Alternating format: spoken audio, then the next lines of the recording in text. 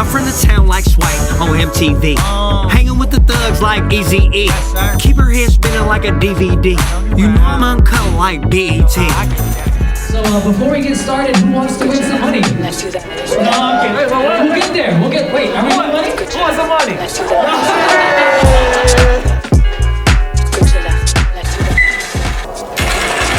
I woke up one day and I believed she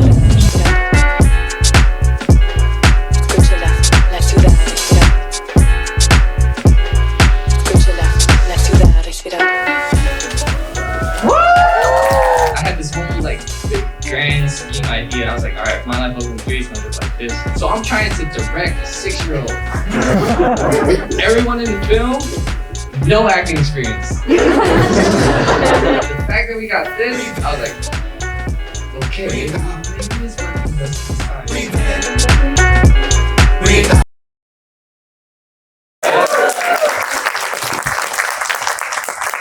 The 7 o'clock show is where you actually find my actual grandma. So she wasn't able to grace y'all with her presence on this showing. But you know, the 510 showing is a special one because y'all were the first ones to sell this. I've been trying to refrain myself from cussing so much. Selling this motherfucker out. Like, I really did. And you know, it's crazy because like for me as a film director, as like a creator, like you never know who's watching, especially like when I upload to YouTube, like all these people watching like and commenting, like you never know. But here, like I actually know y'all, and it means a lot to me that y'all took the time to, you know, come and get a little behind the scenes scoop into my story. And I'm sure that a lot of y'all, in some way, shape, or form, whether or not like you're open about it or not open, like I've obviously growing up in a town, especially in East Oakland, like y'all gone through some shit. And I was trying to put on display just the surface, right? Just a little bit of like what I had to grow up with. Crazy ass uncles. Like it's fighting all the time, like I just didn't know what to do. So I put on film. At one point I fought him too, but we'll say that for my life over like 5 or something. Yeah, they taught me, my family, they taught me how to like grow up quick. And they was, you know, they're really good people. I think, you know, at the end of the day, like they might have got caught up in some shit, just like growing up in the town. But at the end of the day, like they all had good hearts. And that was something I was trying to put on display for my family as well. I wouldn't be the man I am today without my grandma, my Hawaii, that's how you think Vietnamese. She's like, she put me together. Like when I came into that house and got, you know, left by my parents, she was like, I just recently learned this a couple years ago that like she actually grew up an orphan. Wow. So like there was a part of her that's like her house has always been a halfway house for my family. My uncles in and out of jail, my parents in and out, me even in and out. But she's always like stuck with me. And this film is a tribute to her. Like her love, her care, just like everything that she did for me. And a lot of y'all in here actually know my grandma, which is kind of cool. I kind of wish she was at this one, but you know, I definitely want to thank her first and foremost out of everyone. I got 4 uncles. None of them are here. That's cool. That's why I put them in the film.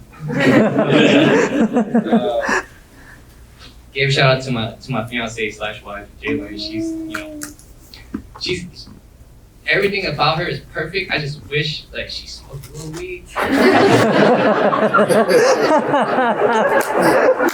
She's damn near perfect though. Everything else is like solid. But I thought about it, I was like, wait, hold up. That means I can smoke all of it. So I ain't gotta share with anything.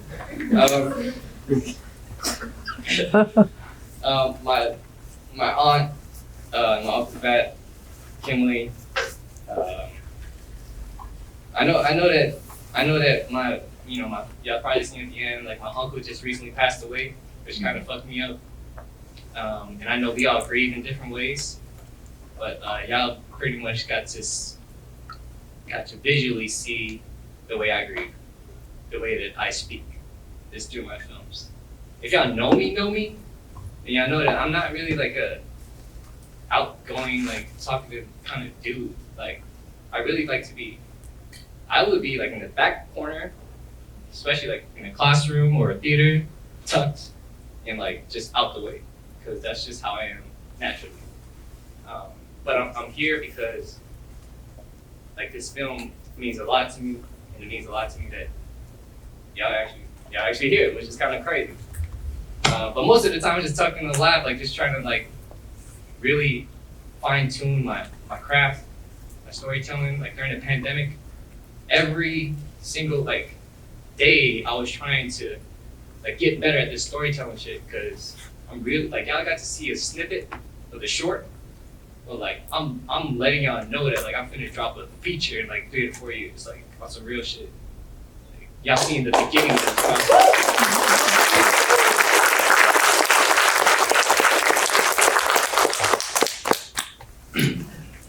Cast, crew, we got some cast, some crew here. Carl was in the film. He's talking about he bought a pound for 54. For real? We kid, that was improv, by the way. 54? For what kind? Some Zaza? What's we got here? Oh, David's in here. Yeah, Derek's in here. He played one of my gangsta ass uncles. Fighting two was at the 2 o'clock show. But I did this in the first show, but I want to do it again. Like David, Zeke, Carl, Jalen, a handful of others. Like I knew this film was hella hard to produce. Like one of the hardest projects I ever produced in my life. It was like there's like 5 or 6 flights back and forth from New York to town. And like right after I dropped that Qatar film, I was like, all right, I'm gonna take this bag and I'm gonna put it right back into MXTT Productions. So what y'all seen was like me like doing my work, but what I really want to work on is this. So yeah, probably, I mean, if y'all have seen my work, y'all probably noticed that like I put a lot more effort into these, just because it comes from a different place. Like I know a lot of y'all out here is from Oakland, and we don't actually get the best like light most of the time. But I got blessed with the opportunity and just the, I don't know, my grandma prays every day, so I think it was her. I got very fortunate in my journey to where I could sit here and just try to represent the Asian community, not only just in Oakland, but just in the world. Like our stories don't really get told like that. Mm-hmm. So I knew that if I had this skill and this mindset that I'm trying to put on for all of us, I'm trying to cast all my partners, all my friends, like to represent something that it's more than just being from Oakland. It's like we actually lived through this shit. When you gonna run for president? Big captain now, boy. President of the fucking stuff. Yeah, I just wanted to make sure that like before y'all leave, I at least like get to shake your hands, get to catch up with you. One thing I definitely want to know, just keep this in mind, like where your family is from. I'm gonna ask you this. Because I may not remember your name, but I'll never forget like where your country, the country of origin, like where your family came from. So I learned from the first show that like I'll be like, oh no, where are you from? Because when I was out in India, and then cousin was like, where are you from? I was like, I'm from America. He's like, I don't know, OG cuz, where are you from? I was like, oh, I was from. So I probably caught the Vietnamese part. I'm half Vietnamese. I'm half Chinese. And Choutout. Hey. And I just learned like a couple months ago that my grandma's half Cambodian. Hey! So yeah, we out here. I knew he was cousin. Yeah, we out here.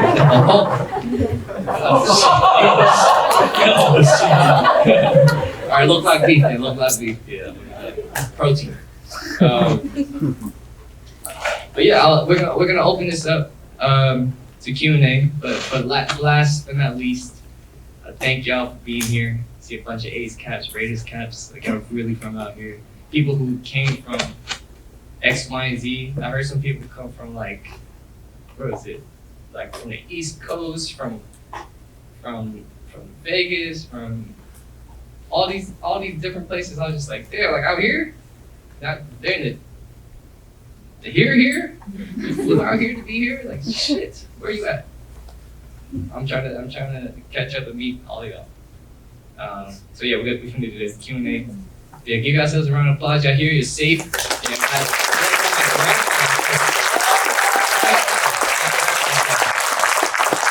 All right, so we're just gonna take a couple of questions. So raise your hands, and I'll run it over to you. Who got a question for Andy?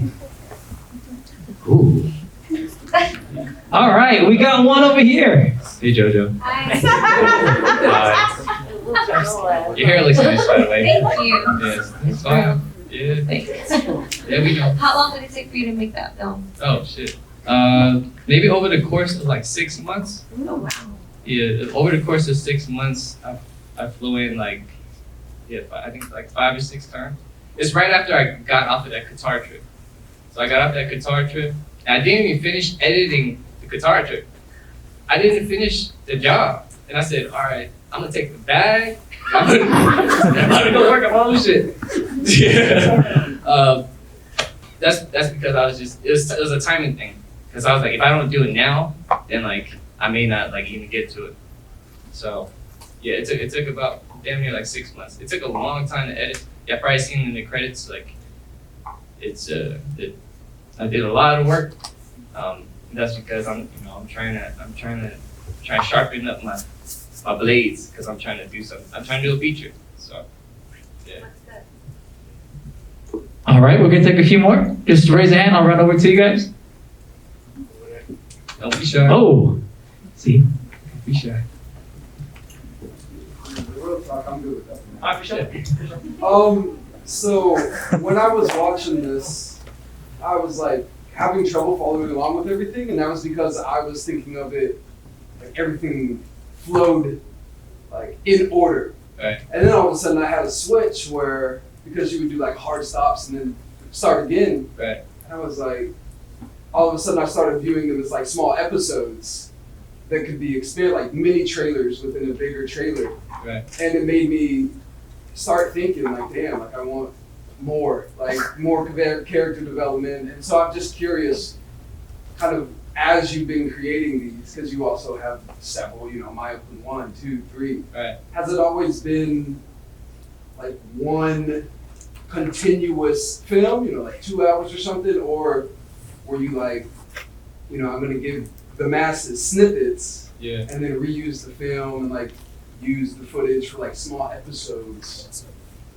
If I could break it down, what you guys saw was like the introduction to all the characters. So all my uncles, my grandma, me at the age of 6, like these are all like intros. That's why like on a lot of the characters, you didn't really see that character development because it's going from the perspective of a 6-year-old. You might have noticed a lot of shots with low, looking up. So like you're kind of like in a wanderlust, like you're kind of like just wondering like what is going on. And that's the state of mind I was in when I was like around 6 or 7. And y'all could believe me or not, but like all the scenes that you guys seen were based off of like real life events. Like for some reason, like I remember these very like detailed memories, especially because most of them were traumatic. And it's the trauma that like sticks with you. But I say this all the time, like I speak through my art. So what you guys also got to experience was like, this is the healing process for me. Putting the film out, sharing it, and introducing you to some of these characters in my life. But for someone who's completely random, watching, it might just look crazy. Yeah. Yeah, it looks kind of crazy. Yeah. I don't know if that answered your question. Yeah. Do you like? I guess it's the last part. Is do you think you're gonna make it into episodes, like standalone episodes? Oh, I'm looking at a 6-piece special. Yeah, we got the thighs, legs, sides. This. I got a question. Okay, and then is that one in the back? Okay, I'll make one. I mean, I don't know if you want to bring come up here. It's kind of funny. I just want to ask. So what's next? I mean, realistically. Hey, so sleep, boy. No, It's a question, you know. Yeah, valid question. It's not. next? I don't expect the answers. Yeah, well, next month I'm working with MGM in Vegas. Anybody out there? I was trying to get J. Cole, but it paired me with Lady Gaga. I mean, I ain't tripping. Lady Gaga. I was like, me? Y'all want me to be her and like make a film off of her? I'm cool with that. I was shooting for J. Cole, but it's alright. I'm sure I'll get around to it. But that's up and coming. And then we got this partnership with Lexus.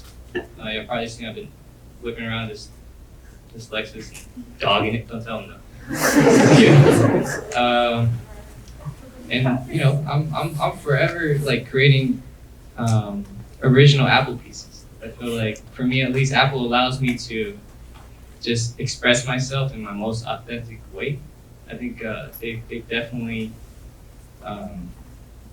they've challenged me as a creator, and they've developed me as a creator as well. But they also just let me like do my thing, which was like that's probably the thing I'm most grateful for. Is like they don't like think about someone like me pulling up to Apple is like I don't know.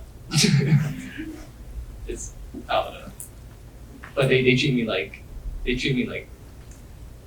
yeah, they treat me like family, which is cool. So do we get your discount?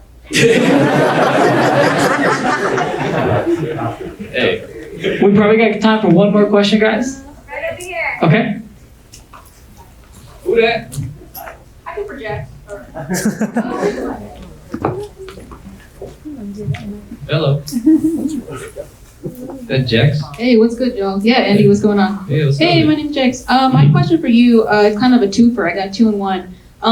What was the hardest or challenging part to produce this film? And also, you know, as artists, we struggle with, I want this, I want that, I have a vision. How did you structure your approach or restructure your approach as things change throughout the creative process? One of the hardest parts of this whole production was immortalizing my childhood traumas. I think, like you guys seen it on screen, like my parents separating, my uncles fighting, my being exposed to like gang activity and the streets of Oakland at such an early age with no sense of like guidance. That part was the hardest part, I think, for me, because I had to let that go. So like what you guys seen on screen is like a part of my growth, I would say. It's even hard for me to talk about it. Like I could produce a film, put it together, finesse and make it look good, but like when I watch it, it's tough. Like watching some of those scenes, like having to edit it over and hear my grandma saying these things, it's like these are all based off of like real stories. So a part of me, like one of the big reasons why I did it is because I know it doesn't get talked about too often. Like even some of my friends I grew up with, like they would see this film, like they would see like My Life Oakland 1 and 2, and they'd be like, damn bro, I didn't even know you was going through that. It's like, of course, because like when we were kids, like we don't talk about this stuff. We don't talk about the stuff going around at the house, parents getting into it, or like fighting and the robberies and all these things that make up Oakland. But then at the same time, like I got taught in school to find the beauty in things. Like the drama class that I was enrolled into, like our weekly assignments was to make a film on Fremont High. And I was like, how the hell are we gonna make a film in Fremont High? It looks so bad. It's like Chill House. You know what I'm talking about? Yeah. Fremont High in East Oakland on High Street. Like people, I'd be like, I'll go to Fremont. I'd be like, damn, you're in Fremont? Like, no, bro, like in Oakland. They're like, oh. Yeah. But then the I guess the key messaging in that is like, through that class, I taught myself how to like find the beauty in things. Like even though Fremont High was fucked up, you will see like a really nice like graffiti like mural installation, or you'll see like, I don't know, it's kind of a cheesy metaphor, but like the rose like growing through concrete, like that type of stuff. So like once I like tapped into that, I was like, oh, if I can make Fremont High look good, let me try this in different parts of the world. And like since then, I'm at a 50 piece plus, so I've been able to take that same idea and apply it to all the jobs, all the countries that I've ever traveled to, and working like with tourism boards, like the first film that y'all saw. Second question again? My bad, I was running. Yeah, that answers my question. Does it? First one does. The second one was, with making this film in your timeline, I'm sure you had a vision of, this is my life, I want to put this on the film.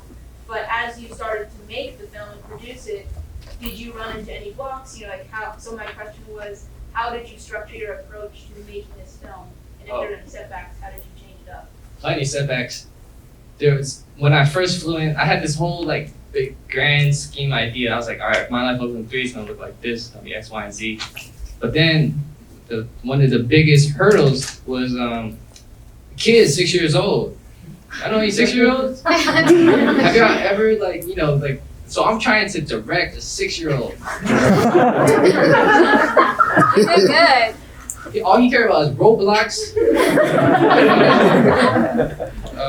the map game. What else do you really like? Oh, the fishing simulator. So like we had to shoot for like 15 minutes, get them for a good 15, and boom, put them on Roblox. It was very, very difficult. Everyone in the film, no acting experience. Hey,